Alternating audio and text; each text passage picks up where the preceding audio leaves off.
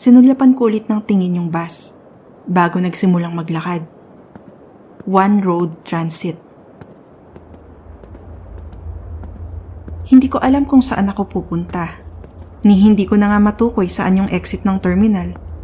Sinundan ko na lang yung daan sa gitna ng nakahilerang mga bus para makalabas. Ang kaso, yun nga, mukhang pinaglalaruan yata ako. Alam mo na kapag ganitong mga horror story, hindi ko malagpasan yung hilera ng mga bus.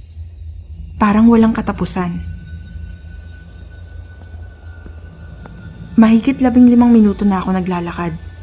Wala pa rin ang dulo. Iba't iba na yung mga kulay, disenyo at pangalan ng mga bus na nakikita ko. At hindi rin naman ganito kalaki ang Ecoland Terminal para abutin ako ng siyam-siyam sa isang diretsong lakad. Sinubukan ko na ring lumusot sa gitna ng uso at puwitan ng mga nakahilerang bus, pero wala pa rin. Kung saan saang direksyon na ang tinahak ko, pero kahit paderman lang, wala talaga.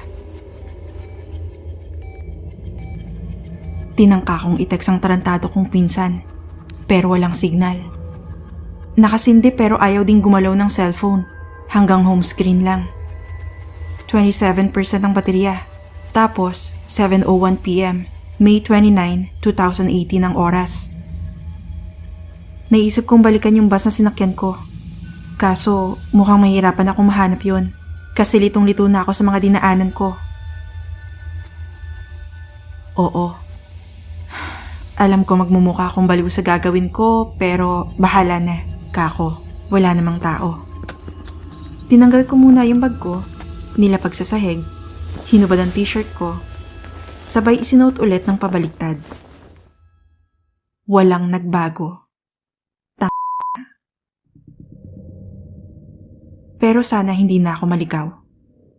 Pinulot ko ulit ang bag ko, tapos naglakad na naman. Lumipas ang mga kalahating oras. May nakita akong hilera ng One Road Transit. Kaso, alin dyan yung sinakyan ko?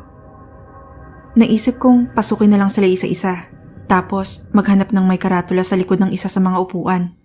Nakapapagod, oo, pero may choice ba ako?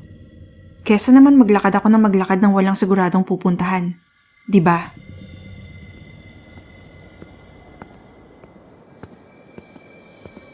Sa awa naman ng Panginoong, malamang siya ring naglagay sa akin sa putang kalagayang to, nahanap ko yung bus. Naupo sa kinaupuan ko kanina, tapos naghintay sa hindi ko alam. Paano kung hindi na ako makalis dito? Ando na tayo. Aandar din naman tong bus kapag biyahe na. Ang kaso, nasa ibang dimensyon yata ako eh.